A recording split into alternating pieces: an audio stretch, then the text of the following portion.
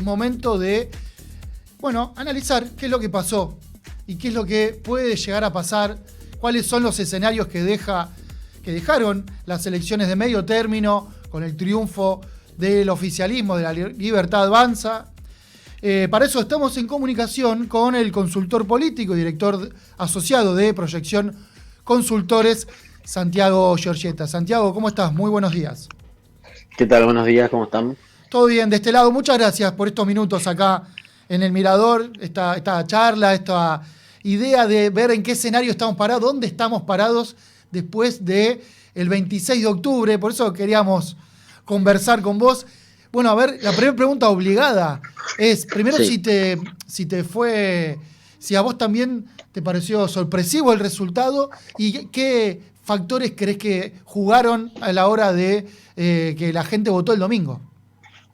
No, a ver, sorpresivo, sobre todo en provincia de Buenos Aires, fue para todos y todas. Digo, no, hasta el mismo día de la elección no había ninguna consultora que estimaba que la Libertad Avanza podía imponerse en la provincia de Buenos Aires, estrictamente ninguna. A nivel nacional teníamos una ventaja de la Libertad Avanza entre 3 y 4 puntos, que bueno, fue más, fue de hasta 6, o sea, ahí no hubo por ahí tantas sorpresas, sí hubo sorpresa en la cantidad de provincias en la cual ganó la Libertad Avanza. Digo, ¿cuál fue el factor por ahí que incidió sobre esto? Digo, entendemos que los factores son múltiples, pero por ahí el más fuerte o el que más predominó, nosotros teníamos entendido que había dos emociones en juego, que uno era la bronca y el otro era el miedo, que el gobierno había perdido la agenda de forma muy contundente hasta 15 días antes de la elección, donde la recuperó con el cambio de candidato en provincia de Buenos Aires, que la recuperó con la negociación que llevó adelante con el secretario del Tesoro de Estados Unidos, Scott Bessent, y que la recuperó con el respaldo que le dio Donald Trump a Milei, en el sentido de que esa generación de ese miedo, de lo que bueno ellos denominan el riesgo Cuca, o que era que la economía se produzca un cimbronazo el lunes si el kirchnerismo o el peronismo ganaba la elección, y esa incertidumbre en la cual muchas personas no estaban dispuestas a volver a atravesar, y en la cual el peronismo no supo cómo expresar en esos últimos 15 días, que además son los más importantes, qué podía hacer para que eso no suceda a pesar de ganar la elección. Bueno, llevó a que el miedo se imponga, el miedo a la incertidumbre, el miedo a un problema económico grave nuevamente en el país, y mucha gente también revalide o le dé una segunda oportunidad al gobierno. Con Milei lo expresó muy bien, si querés, con el esfuerzo. Esta vez el esfuerzo va a ser posible, va a ser rentable, o ahora sí, a partir de acá lo peor ya pasó, que me parece que le deja la vara también muy alta, pensando en el futuro, de bueno, si lo peor ya pasó, las grandes mayorías populares, las familias argentinas van a esperar que su situación económica mejore, porque sí hay una cuestión que esto es más allá del resultado electoral, es sabido que la situación económica para la mayoría de los argentinos y argentinas de mínima, es dificultosa. Santiago, nada, recién te escuchaba leyendo por lo menos algunos principios de lecturas de lo que pasó el domingo y demás. Eh, y los análisis parece que fueran una elección de balotaje. ¿En qué sentido lo digo? No porque se les pase por el costado, ¿no? Obviamente. Pero, ¿por qué se polarizó y no hubo otras alternativas? No solamente la que se esperaba y finalmente no resultó, que fue Provincias Unidas, sino otras opciones, recordando fundamentalmente por una elección de medio término, y por lo general la elección de medio término tiende a diversificar un poco el voto. Bueno, es que primero nosotros no esperábamos que a Provincias Unidas le vaya bien. Porque fíjate que el planteo de Provincias Unidas era ajuste sí, motosierra no, y que no vuelva al kirchnerismo. Entonces ahí vos tenías, si alguien que no quería votar el ajuste que estaba llevando adelante el gobierno nacional, iba a votar a Fuerza Patria o a las expresiones que tienen en las diversas provincias con otros nombres. Y si alguien quería votar que no vuelva al kirchnerismo, o que no suceda esto de que el lunes la economía se desequilibre por el triunfo del peronismo, iba a votar a la Libertad Avanza. Digo, ahí estaba claro, y ahí está la polarización. ¿Qué es lo que ofrecían? Digo, si vos no tenés nada para ofrecer que no sea A o B, si no tenés un plan C, bueno, te vas a licuar. Y me parece que pasa con el resto de las expresiones. Nadie está proponiendo algo que sea o superador a la libertad avanza o superador al peronismo barra kirchnerismo. Digo, hacer desde una tercera vía antimileísmo y antiperonismo no va a resultar nunca. No resultó antes, ni va a resultar ahora, ni va a resultar tampoco en el futuro. Y la polarización se da porque, sobre todo, porque a la Libertad Avanza y a Javier Milei le conviene polarizar estrictamente con el peronismo, porque fíjate cómo le rindió en esta elección, donde termina llevándose todos los votos que en algún momento pertenecieron a Juntos por el Cambio o al PRO, al espacio de Mauricio Macri, pero también aglutinando otros sectores que en septiembre, sobre todo en Provincia de Buenos Aires, se habían ausentado y que esta vez, ante ese escenario de polarización y ante ese escenario de que se manifestó de que eligen uno u otro. Y en ese sentido, bueno, una mayoría importante eligió a la Libertad Avanza. Ahora es una mayoría importante, no es todo el país, y me parece que el gran desafío que tiene ahora el gobierno es, bueno, mejorarle la economía o crecer, como lo prometió el presidente, para que este país salga a la recesión, que las familias dejen de endeudarse.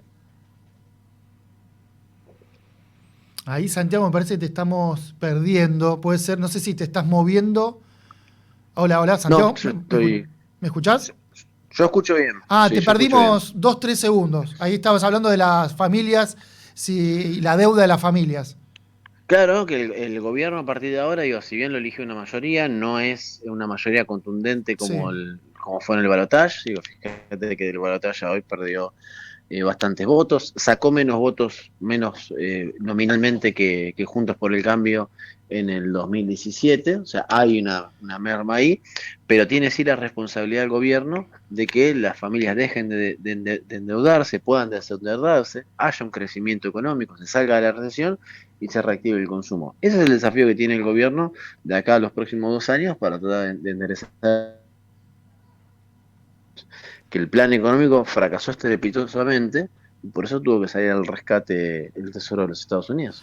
Total. Ahí, Santiago, te quería preguntar, viste que se habla mucho de los 3 tercios, es decir, un tercio por ahí que en este momento es de la oposición, vinculada al kirchnerismo, peronismo, un tercio que es exactamente el opuesto y va a votar lo que sea, con tal que no gane el peronismo-kirchnerismo, y después el tercer tercio sería que no se pudo haber votado a Macri, a Alberto Fernández, la segunda de Cristina, lo votó a Milei, que va y viene. Ujú. Cómo queda ese tercer tercio en estas elecciones? O mejor dicho, ¿cómo queda el gobierno de Milei de cara a ese tercer tercio que fue definitivo en el balotaje del 2023? Me parece que expectante de esto que te decía recién, digo, no le dio un cheque en blanco al gobierno, a Claro. aquellos que confiaron en el gobierno. Van a estar esperando que su situación económica mejore, que, bueno, el esfuerzo valga la pena, que haya, como decía Mauricio Macri, que haya una luz al final del túnel. Esa es la expectativa que queda puesta en el gobierno. Ahora también no van a dejar de desatender qué hace la oposición, qué hace el peronismo. Porque el peronismo hizo una buena elección en términos numéricos, es su mejor elección legislativa de los últimos 20 años. Y eso no hay que dejar de desatenderlo. ¿No? La victoria de la Libertad Avanza no tiene que nublar esa elección que hizo el peronismo. Digo, hay una gran cantidad de argentinos y argentinas que no están conformes con este gobierno y que siguen votando y creyendo en el peronismo más los análisis de catástrofe que hacen desde los mercados, de los sectores financieros, de los sectores que mejor la están pasando hoy en el país y de las alianzas geoestratégicas que tiene el gobierno con Estados Unidos y con Israel. Digo, ahí hay una cantidad de argentinos importante que va a seguir mirando con mala cara al gobierno y va a seguir viendo o intentando ver que haya algún tipo de horas en las propuestas que tenga el peronismo, porque me parece que el déficit más grande en este proceso electoral fue que el peronismo no presentó ni una propuesta de proyecto de ley de lo que Sí, se está sí. discutiendo, en términos económicos o en el término que vos quieras, o defenderse de una narrativa comunicacional de que si gana el peronismo iba a ser un caos, iba a ser una catástrofe. El peronismo no solo no lo negó, sino que hasta hubo dirigentes que exacerbaron ese análisis diciendo, sí, si ganamos nosotros, el lunes a Milei se le va el país al tacho. Y que se le vaya el país al tacho al presidente significa que las familias argentinas la van a pasar mal o peor de lo que la están pasando ahora. Y eso es lo que no quieren muchos y muchas argentinos y argentinas que pase con su economía personal. Entonces, hay un análisis que para mí es erróneo, que te dicen, bueno, esta vez el argentino no votó con el bolsillo. Sí, claro que votó con el bolsillo. Votó pensando que hoy está mal, pero que si el lunes estaba peor, porque el presidente Trump dijo, si yo le retiro todo el apoyo, si no gana Milei, iban a estar peor. Bueno, hay un voto racional, un voto inteligente, un voto pensando en la economía personal. El peronismo tiene que garantizar que si pasa eso, puede llegar a gobernar y que estas familias argentinas no tengan problemas económicos. Total, Va a estar estamos, expectante, me parece, este tercio, que es el que nuevamente va a definir la elección. estamos hablando con Santiago Giorgietta, consultor político. Santiago, te llevo ya por ahí al día de hoy. ¿Qué análisis o cuál es tu mirada respecto de la convocatoria del presidente Milei a la gran mayoría de los gobernadores?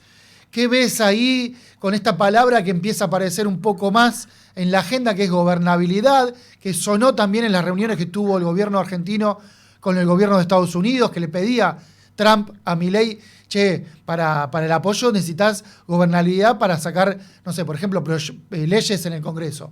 Bueno, ganó, cambió un poquito el tono del discurso, convocó a una reunión que va a ser hoy a las 17 con algunos gobernadores. ¿Qué visión tenés de esto?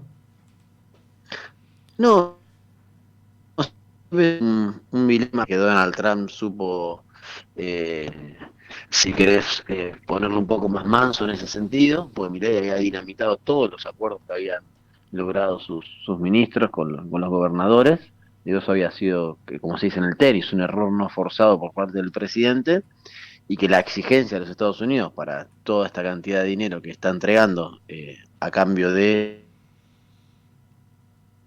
Ay, lo estamos en el perdiendo. futuro. Ahí te perdimos un poco. Yo escucho bien. Sí, sí, me parece que nosotros te escuchamos, cada tanto se corta. Se puede, se entiende lo que venís diciendo todo, ¿no? Pero cada tanto se corta. Bien. Eh, Pero bueno, si querés, sí, para ser más ágil la respuesta es, seguramente vamos a ver tanto un Milei más dócil con los gobernadores y con más ganas de generar acuerdos por el pedido expreso de Estados Unidos y porque Donald Trump supo cómo, si querés hacerlo un poquito más suave al discurso del presidente, porque la ayuda económica está estrictamente condicionada a eso, y seguramente también de parte de los gobernadores, que cuando alguien gana, también entienden que tiene por lo menos una chance más de ser recibidos en casa de todas las leyes que saquen ahora, a partir de ahora, con el apoyo de los gobernadores, lo que van a hacer es generar unas condiciones más desfavorables para las mayorías populares en el país y generarle ganancias extraordinarias a los inversores, en este caso de Estados Unidos. Santiago, la última. No, a ver, yo me imaginaba, ¿no? Si Milei gana por 41% y estuvo 2 años siendo muy crítico, por decirlo de alguna manera, con los gobernadores, con todo lo que no es la libertad avanza, siendo muy refractario, por momentos bastante Uh-huh. agresivo. Ahora ganó con el 41%, es el claro ganador de las elecciones de 2025 y tiene que cambiar. ¿Cómo se entiende esto? Porque si no, en la previa me decís, che, si Milei va a ganar por el 41%, me imagino Sí. un presidente que va a exacerbar todo el estilo que le venía impregnando a su gobierno. No, lo que pasa es que la ayuda o la inversión que hace Estados Unidos está condicionada estrictamente a eso. Digo, pensemos que sin el dinero que aportó el Tesoro y el Fondo Monetario Internacional, el gobierno de Milei no terminaba. Claro. Y Digo, ahí explícita y llanamente. Entonces, la condición necesaria para la supervivencia de este proyecto económico es que Milei guarde sus formas, se calme un poco y genere un acuerdo con los gobernadores por el pedido explícito de Donald Trump y Scott Bessent para generar intereses para Estados Unidos. Digo, lo dijo Trump, hemos ganado muchísimo dinero con la elección en la Argentina. 280 millones de dólares con el rubro financiero que hicieron en tan solo una jornada. Bueno, ahí estarán lamentablemente las condiciones que le imponen a Estados Unidos a Javier Milei y veremos cómo actúa en consecuencia ello. Sin entender que hay una gran cantidad de argentinos y argentinas que algunos votaron a Milei para dar una segunda oportunidad y otros no. Estarán atentos a ver qué hace el presidente. Santiago, muchas gracias por estos minutos acá en el Mirador, dando tu mirada de los resultados electorales y sobre todo qué escenarios se vienen. No, gracias a ustedes. Hasta luego. Abrazo grande. Pasaba entonces por el Mirador el consultor político Santiago Giorgietta.